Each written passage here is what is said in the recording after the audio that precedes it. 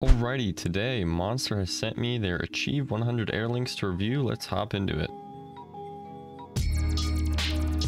Inside the box, you'll have your 3 different bud sizes, 3 different sized wings, your charging cable, the earbud case, and of course the 2 earbuds. Finally, you have your warranty info and your little instruction packet.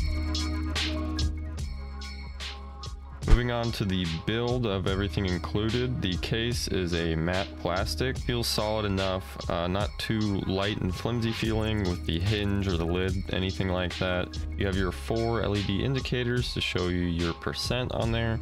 Over on the back, you have your Type-C port for quick charging. Moving on to the earbuds themselves, they have the matte plastic on the body of it. They have silver, not too fingerprinty circles and the logo, which also serves as your button for controls. In those silver rings, you'll find the white and red LED indicator, which is nicely hidden and isn't too bright to flash constantly in the night and light up a room, which is always a nice thing. And they are IPX5 waterproof.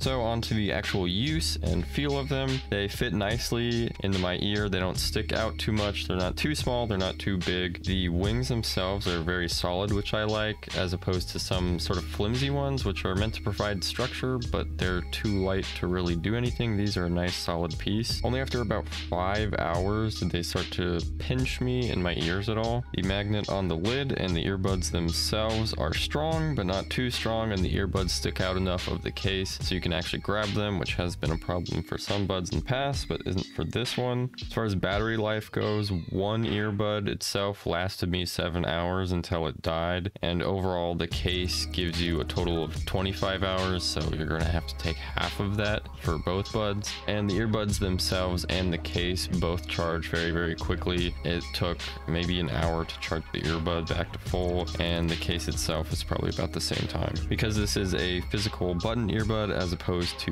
a touch sensitive one, the button itself is a nice size where you feel like you can always touch it, and the pressure that you have to put onto it to actually make it click in is enough that you won't accidentally do it while bumping into anything, but also not so stiff that you really have to press into your ear. However, when you do press it into your ear, sometimes I've found that the buds themselves sort of squish over and distort the audio for just a second before the bud pops back out. Then the controls you actually have on the button, you can pause, play, skip in either direction, and then volume up and down. Moving on to the connection side of things, the first time I just opened the lid, immediately found it in my Bluetooth settings and never had to touch it again, which is really good. Occasionally though, I would run into a situation where I'd open the case and it wouldn't turn on one of the earbuds and it was alternating between the two, and I would have to power on that earbud individually, but after that it connected and didn't seem to cause any problems. And likely due to the Bluetooth 5.0 that it has, the connection, you can go very far between multiple walls with no distortion, and it won't disconnect or desync or anything like that. The earbuds have no active noise canceling or transparent mode, but as far as passive noise canceling goes, when you have one in, it doesn't seem to plug your ears so much that you're either talking too loud or too quiet, but when you have 2 in, it does block out a decent amount.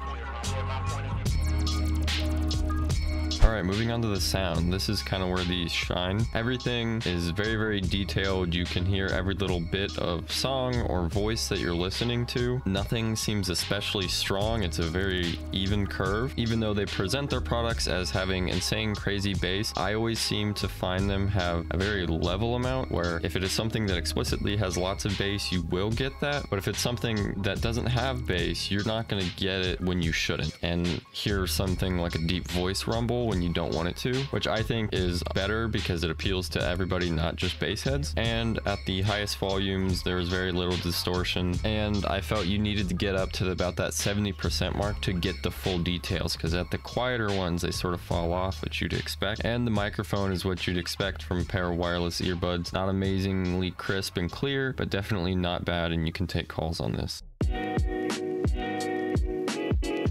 looking at the competition on Amazon, you have a lot of wireless earbuds, but I'm going to categorize this in its own sort of section for those who really like the physical button. If you don't like the physical buttons, these aren't going to make you change your mind, and you can probably find a better pair. As far as how these stack up, you mostly find the physical buttons in the cheaper pairs, but the JBL Vibe 100s and the Skullcandy Seshes are its most direct competition from high quality companies that are still providing physical button earbuds. I have used a pair of Seshes just for a little bit, and I haven't tried out the Vibe, so I can't say particulars how these stand up to it. Just checking their pages, as far as pure numbers go on their page, Monsters stack up the nicest, but of course things like case size and whatnot are going to come down to personal preference on what you want. So when looking at the small circle of more premium physical button earbuds, I'd say Monster probably wins, and I would purchase those out of the three. But when looking at wireless earbuds as a whole, these are hard to recommend when looking at the Feel T1XSs or the Earfun Free Pros, specifically because that's what I use and will be going back to after this. So these fill a very specific niche, and if you fall into that type of person who wants the physical buttons, I'd say these are probably the way to go. But if you don't like physical buttons, no matter the sound quality or battery life or anything like that, these aren't going to change your mind, especially when they lack features like active noise canceling and an isolation mode.